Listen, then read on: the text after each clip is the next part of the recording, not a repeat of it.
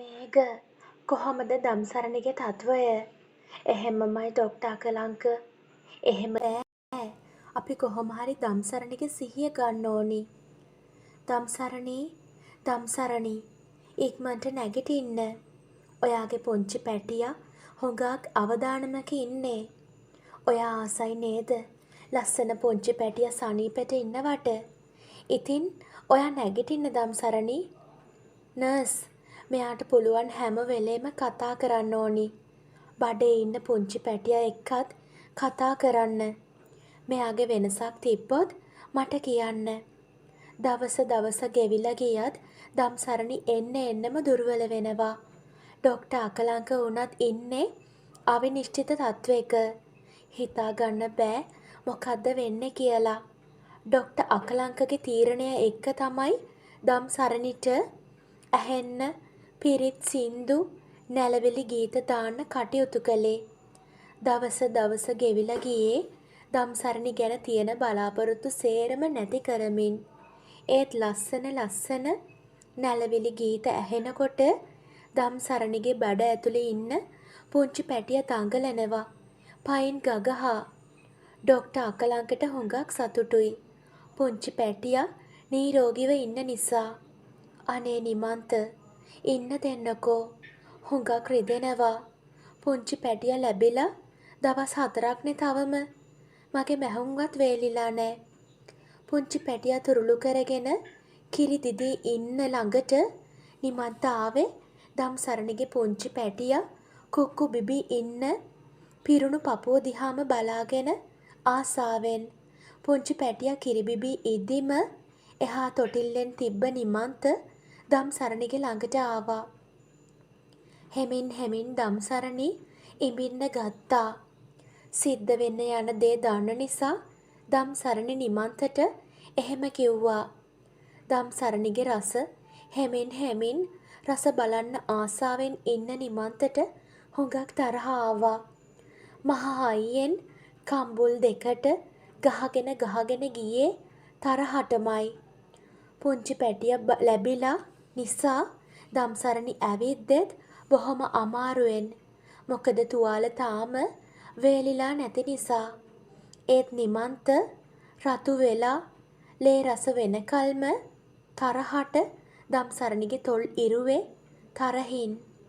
පස්සේ නැගිටලා දම්සරණිගේ කෙස් ටිකෙන් ඇදලා අරගෙන දම්සරණි බිත්තියට තල්ලු කළා. ලාවට නළල දිගේ වතුර වගේ දෙයක් යනවා දම්සරණිට දැනුණා. ඔව්, ඒ ලේ වෙන්න ඇති. ලාවට දම්සරණිගේ ඇස් අග්ගිස්සෙන් කඳුළු බින්දුවක් වැටුණා.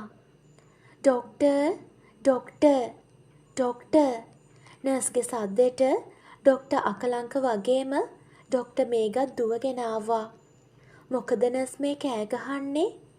අර බලන්නකෝ ඩොක්ටර්, මේ ලෙඩාගේ ඇස්වලින් කඳුළු ආවා. ඩොක්ටර් අකලංකට හිතා ගන්නවත් බෑ. ඒ කියන්නේ දම්සරණි ඔයා මොකක් හරි දෙයක් හීනෙන් දැකලා. එක්කෝ ඉස්සර වෙච්ච දෙයක් ඔයාට මතක් වෙලා. ඔයා අඬනවා.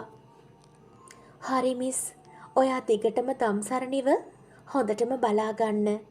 මේක යමංකෝ ටිකක් එළියට. ඩොක්ටර්ස්ලා දෙන්න එළියට ආවේ නර්ස්ට දම්සරණිව බලාගන්න කියලා. දම්සරණිගේ හිත නිමන්ත කරදර කරන දේවල් එක්ක පිරීලයි තියෙන්නේ. පුංචි පැටියා වගේම දම්සරණිගේ ලෝකේ ඉන්නේ නිමන්ත විතරමයි. පුංචි පැටියා වෙනුවෙන් ඇඟිලි ගැන ඉන්න නිසාම දම්සරණිට පුංචි පැටියා හීනෙනුත් පේනවා.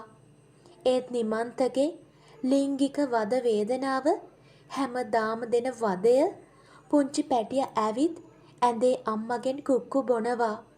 ලස්සන හීනයක් දම්සරණි දැක්කත් අන්තිම ටික නිමන්ත ඇවිත් දම්සරණි එක්ක රණ්ඩු කරනවා දැකලා හීනේ ඉවර වුණා. ඒ දුකට දම්සරණිගේ ඇස්වලින් කඳුළු ආවා. නිමන්ත දවසම ඔෆිස් එකේ හිටියේ තෝන්තුවෙන් වගේ. දවසම චෙක් කරපු ෆයිල් ටික අරගෙන ආවේ ලොකු සර්ගේ අත්සන අරගෙන සේරම ටික යවන්න ඕනි නිසා. අනේ සර් ඉන්න දෙන්නකෝ. මෙච්චර දවස් ගාණක් හිටියේ ඒත් මදිද? කෝ ඉන්න මං දැන් යන්න ඕනි. නිමන්ත හදිසියෙම ආවේ දොරට තට්ටු කරලවත් නෙවෙයි. මේ දවස්වල ශිහානිගේ වැඩ නිසා නිමන්තගේ ඔළුව හොඳ නෑ. ඒත් එහෙම ආපු එකෙන් නිමන්තගේ ඔළුව තවත් අවුල් වුණා. දෙවියනේ ශිහානිගේ සද්ද නේද ඇහෙන්නේ? සර්ගේ ඔෆිස් එකට අල්ලපු රෙස්ට් රූම් එකෙන්. වෙවුල නිමන්ත හෙමින් ඇවිත් සර්ගේ රෙස්ට් රූම් එකට එබුණා. දෙවියනේ හැම දෙයක්ම ඇස් ඉස්සරහා නැති වෙලා ගියා වගේ හැඟීමක් තමයි නිමන්තට දැනුනේ. ඇඟේ නූල් පොටක්වත් නැතුව ලොකු සර් එක්ක ශිහානි. නිමන්ත එහෙම්මම ලොකු සර්ගේ රූම් එකෙන් එළියට ආවා. ලෝක ඉස්සරහා නැති වුණා වගේ දැනෙද්දී ගෙදර එන්න තියා ඔෆිස් එකෙන් එළියට එන්නවත් නිමන්තට මතක නෑ. ඇස් ඉස්සරහා මැවෙන්නේ ලොකු සර් එක්ක ශිහානි හිටපු විදිහ. ශිහානි වගේම ලොකු සර් දෙන්නට දෙන්න හිටියේ වෙනම ලෝකෙක. නිමන්තට මතක් වුණේ මෙච්චර වද වේදනා දිදී ගුටි බැට දිදී දම් සරණිට නොකරපු දෙයක් නැති තරම්. ඒත් කිසිම දවසක කිසිම මිනිහෙක් දිහා හරියට hina වෙලාවත් නොබලපු අහිංසක ගෑණි දම් සරණි කියලා. ඒත් කරන්න කිසිම දෙයක් ඉතුරු වෙලා නැති නිසා නිමන්ත වාහනේ අරගෙන එහෙම්මම දම් සරණි නිමන්ත හිටිය ගෙදරට ආවා. ශිහානි ගෙදර ඇවිත් වොෂ් එකක් දාගෙන කෑම එහෙම කාලා නිමන්තට කෝල් එකක් ගත්තා. නිමන්ත ෆෝන් එක ආන්සර් කරන්න පුළුවන් තත්වයක නෙවෙයි හිටියේ. සිහිය නැති වෙන තරමටම මත්වෙලා. කොච්චර කෝල් ගත්තත් නිමන්ත ෆෝන් එක ගන්නෙ නෑ. ශිහානිට ඒත් කිසිම සැකයක් නෑ. ශිහානි නිදාගත්තේ උදේ වැඩට යන්න ඕනි නිසා. මහත්තයා දැන්ද ගෙදර එන්නේ? සතියක් කොහෙද හිටියේ? කාත් එක්කද හිටියේ? මන් ඕනේ බිස්නස් වැඩ වගයකට ටිකක් ඈත ගිහින් හිටියේ. මහත්තයා ඔයා එක දෙයක් හොඳට මතක තියාගන්න. මේ සේරම දේවල් මගේ. ඔයා ගැන දැන් එන්නේ එච්චර හොඳ ආරංචි නෙවෙයි. මට දෙයක් අහු වුණොත් මහා පාරේ තමයි තමුන්ට ඉන්න වෙන්නේ. ශිහානිගේ බොස් ගේ ඇතුළට එද්දිම එයාගේ නෝනා බැන්නා.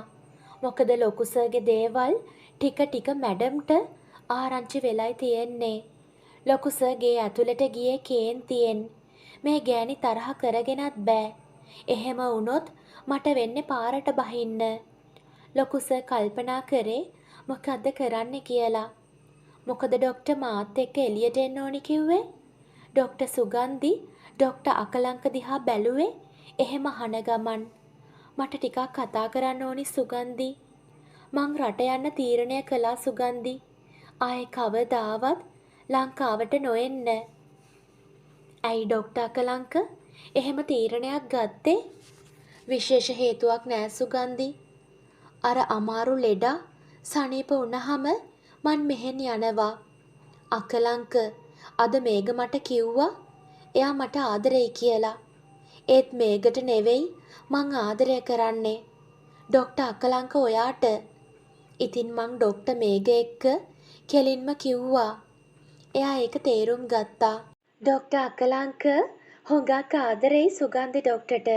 ඒත් ડોක්ටර් මේග සුගන්ධි ડોක්ටර්ට කැමති නිසා ડોක්ටර් අකලංක ඒ දෙන්නට එකතු වෙන්න දීලා රටකට යන්නයි හැදුවේ. මොකද ආදරය කියන්නේ බලෙන් අල්ලගෙන තියාගන්න පුළුවන් දෙයක් නෙවෙයි නිසා.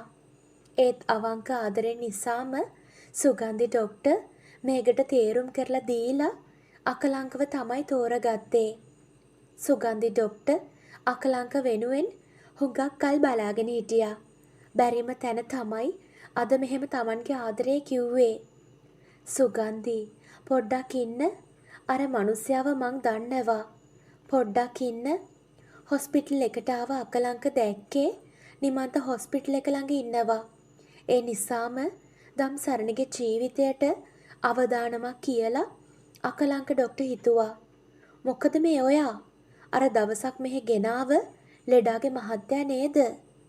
කොහොමද දැන් ඔයාගේ වයිෆ්ට? ડોක්ටර් අකලංක එහෙම ඇහුවේ දම්සරණි මේ හොස්පිටල් එකේ නැති බව අඟවන්න. අනේ බුදු මහත්තයෝ මට සමා වෙන්න. මට මෙහෙම ජීවත් වෙන්න බෑ. මට මැරෙන්න ඕනි. අනේ බුදු මහත්තයෝ නිමන්ත පිස්සෙක් වගේ අඬනවා. ඩොක්ටර් අකලංක ටිකක් මොලේ කල්පනා කරා. නිමන්ත යොදාගෙන කොහොම හරි දම්සරණි සනීප කරගන්න ඕනි කියලා ඩොක්ටර් හිතුවා. දොස්තර මහත්තයා එක්ක හුඟක් වෙලා කතා කරලා නිමන්ත ගෙදර ආවා. ඒත් හිතම කිසිම නිදහසක් නෑ. ශෙහානි ගැන වගේම ලොකු සර් ගැන උනත් ආවේ මහ ලොකු තරහක්. නිමන්ත පහුවදා ඔෆිස් ආවේ කොහොම හරි රස්සාව බේරගන්න ඕනි නිසා. ශෙහානි වැඩට ආවේ ටිකක් පරක්කු වෙලා. නිමන්තගේ පාඩුවේ වැඩ. අන්න බං ලොකු සර්ගේ බඩුව එනවා. අමු හෙළුවැල්ලෙන් බලපංකෝ යන හැටි. නාකි කුලප්පු කරන්න තමයි ඔහොම එන්නේ. ශෙහානි දැකලා නිමන්ත ඉන්න ඔෆිස් එකේ උන් කතා වෙනවා ඇහුණා. හුඟක් අය දන්නේ නෑ ශෙහානි දැන් කරගහලා ඉන්නේ නිමන්ත කියලා. ශෙහානිට පුදුමයි නිමන්ත මොකද සද්ද නොකර ඉන්නේ කියලා. ලොකු සර් නිමන්තට ඔෆිස් එකට එන්න කිව්වේ ෆයිල් වගයක් ගැන කියන්න. නිමන්ත ඔෆිස් කාමරේට ආවහම ලොකු සර් වැඩ ටික කරන්න කියලා දුන්නා. හෙලෝ තේ දෙකක් අරගෙන එන්න බේබි. ටික වෙලාවකට පස්සේ ඇතුළට ආවේ ශෙහානි. ලොකු සර් ඇහෙන් ළඟට කතා කළා. ශෙහානි ලොකු සර් ළඟට ආවේ නිමන්ත ඉන්නවා කියලා නොදැන. ශෙහානි ආව ගමන් නිමන්තට පේන්න ලොකු සර් ශෙහානි අල්ලගෙන පුටුවෙන් වාඩි කරගත්තා. ලොකු සර්ගේ උකුලෙම. නිමන්තට තව නම් ඉවසුම් නෑ. ශෙහානි නිමන්ත දැක්කේ එවලේ. ශෙහානි නිමන්ත ශෙහානි නැගිටින්න උත්සාහ කරත් ලොකු සර් ශෙහානි ඇඟටම තුරුළු කරගෙන ඉන්න නිසා ශෙහානිට නැගිට ගන්න බැරි වුණා. නිමන්තට තවත් නම් ඉවසුම් නෑ. අතේ තිබ්බ ෆයිල් එකෙන් සේරම විසි කරලා ලොකු සර්ගේ මූණට ගැහුවේ තරහ ඉවසගෙන ඉන්න බැරි නිසා. ලොකු සර් ලස්සන්ට hina වෙනවා. සර් ඔය මගේ කසාද ගෑණි. මාව මිනිමරුවෙක් නොකර ඕකෙව අතාරින්න. ලොකු සර් hina වෙලා පුටුවෙන් නැගිට්ටා. ශෙහානි ඇදලා ළඟට අරගෙන තොල් දෙකටම හාදුවක් දුන්නේ නිමන්තට පේන්න. පස්සේ ලොකු සර් ශෙහානිට අතින් එළියට යන්න කිව්වා. ශෙහානි එළියට ආවේ නිමන්ත දිහාවත් නොබලා. නිමන්ත මොකක්ද උඹ කියන්නේ ආ? මේකි උඹේ ගෑනිද? ආ එතකොට දම්සරණි කියන්නේ කවුද? ආ අන්න බං ගෑනු. උඹත් හෙළුවැල්ලෙන් ඉන්නව දැක්කහම මේවට අහු වුණා නේද?